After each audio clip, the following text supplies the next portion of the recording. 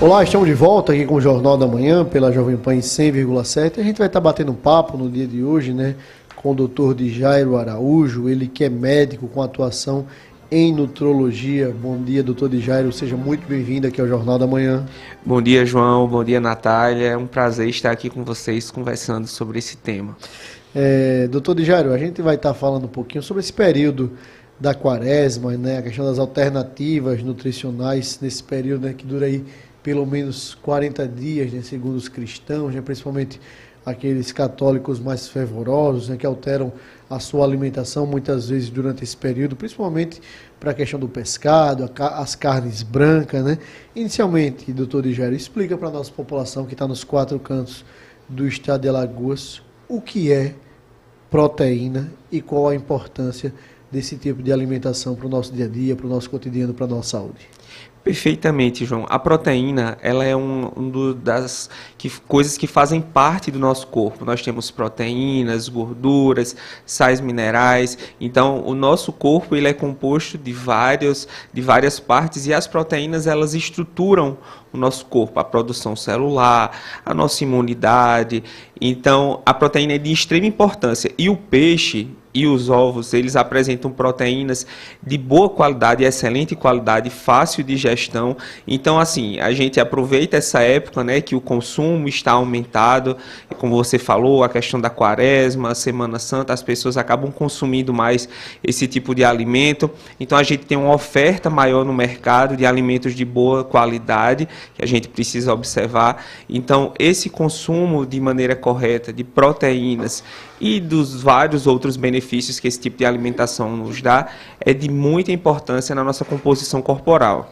Ô, doutor Dijairo, existem proteínas melhores de ser consumidas, piores de ser consumidas? Por exemplo, a carne vermelha, a carne bovina, os ovos, o peixe, o frango, enfim, existe alguma diferenciação entre essas proteínas? Existem proteínas mais saudáveis, menos saudáveis? Como é que isso na realidade?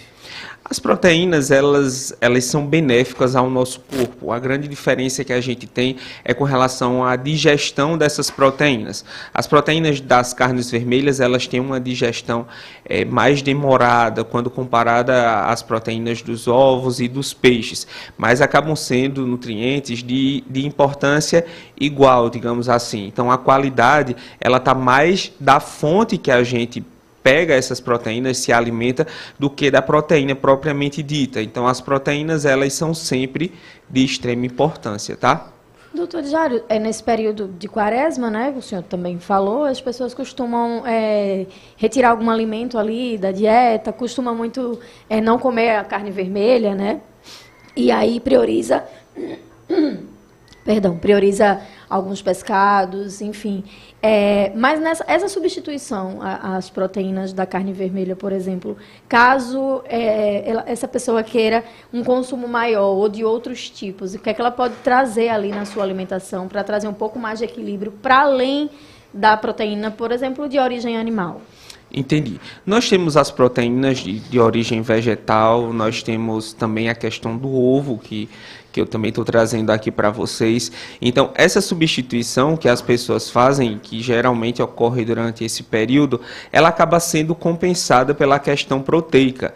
Nós temos um diferencial, claro, as carnes vermelhas, nós temos um maior aporte de ferro, de outros minerais e substâncias e vitaminas, mas nós temos uma compensação quando a gente faz o consumo desses peixes. Tá? Então, quando a gente escolhe o peixe que a gente vai fazer o consumo, a gente tem essa observa melhor quais os nutrientes que a gente vai ter disponibilidade para o nosso corpo. Eu vou dar um exemplo. A gente tem os peixes de água doce e os peixes de água salgada.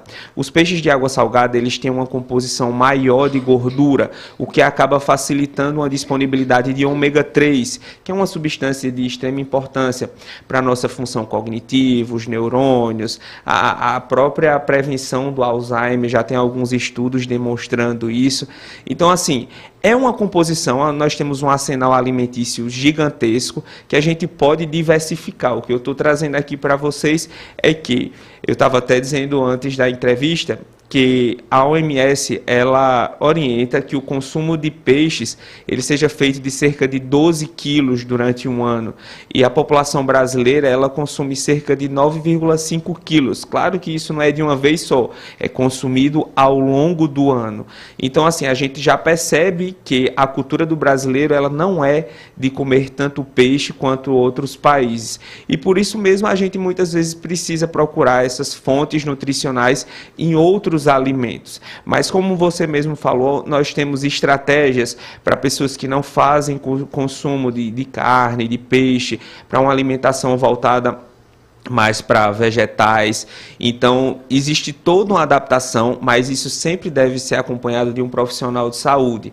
Afinal, a gente faz essas dietas da internet, eu sou vegano, eu sou vegetariano. A dieta do ovo agora, né, doutor? Isso, perfeitamente. Não sei se você chegou a ver na internet, né, tivemos uma participante bem famosa no Big Brother, a questão do consumo aumentado de ovos, digamos assim, porque nós não temos estudos que respaldem esse consumo tão grande de ovos, uma substituição tão intensa de alimentar para um determinado tipo de alimento como o ovo. Inclusive, eu trago para vocês que a gente já tem estudos.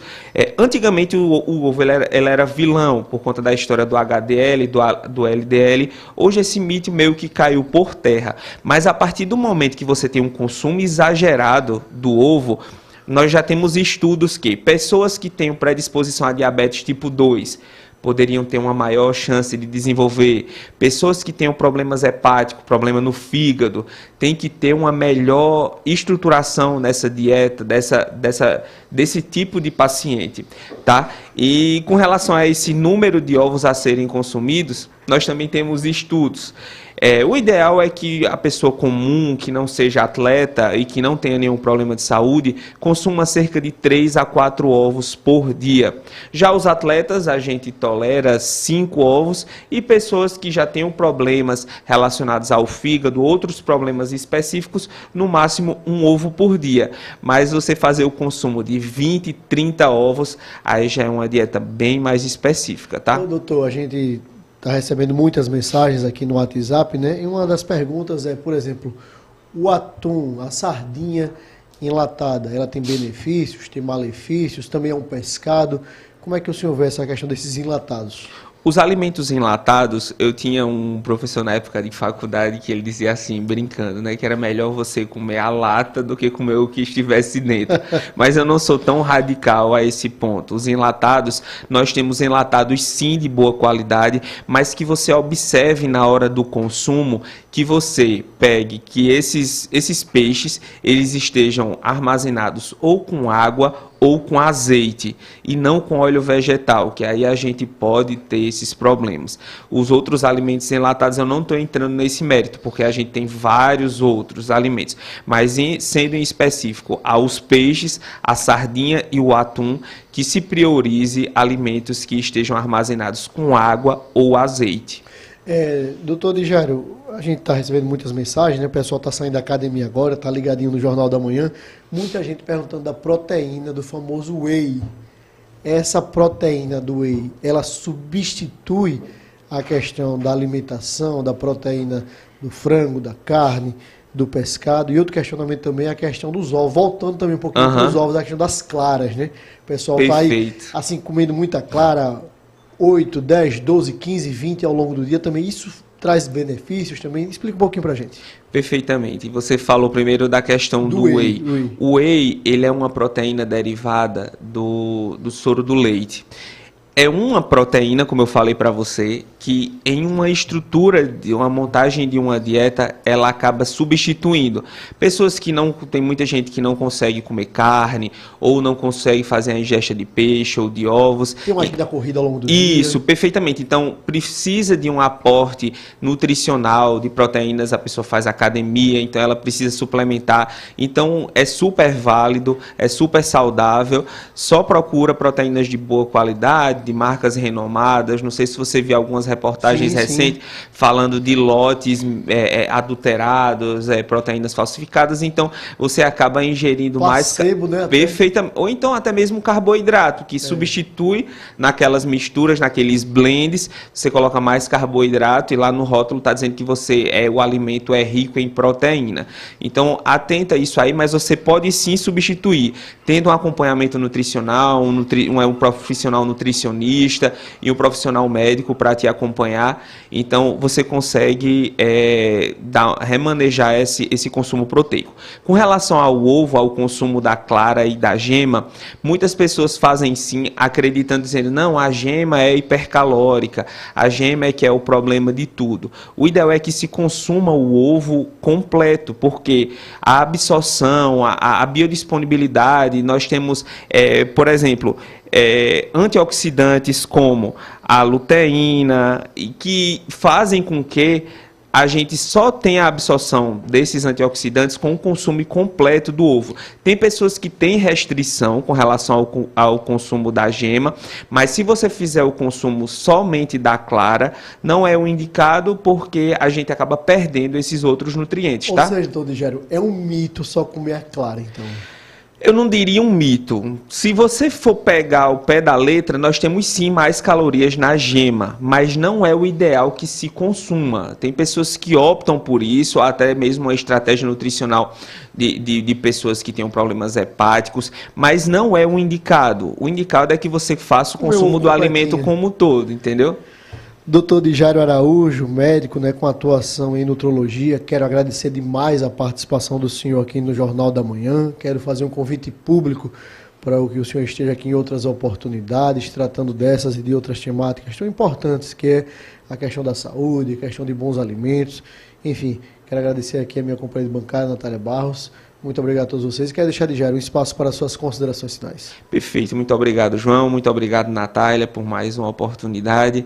Gostaria de dizer que quem quiser saber maiores informações sobre outros pontos relacionados à saúde, basta me seguir na minha rede social, que é o @Dr. Lá você encontra vários links para que a gente possa conversar melhor e você poder entender sobre esse e outros temas da área da saúde. Doutor Dijário, mais uma vez, muito obrigado pela sua participação. Obrigado, Natália Barros, por uma semana de muito trabalho, muita luta. Nosso querido Damião Santos aqui na técnica, nosso querido Robson Florentino nas redes sociais, o Mailson Franklin, sempre nas ruas de Maceió com o Rogério Santos. Muito obrigado a todos vocês e até segunda-feira. Sextou. Quem ama, cuida, Natália Barros. Sextou, João Mouzinho, sextou, meu povo. Segunda-feira a gente tá de volta. Tchau, tchau.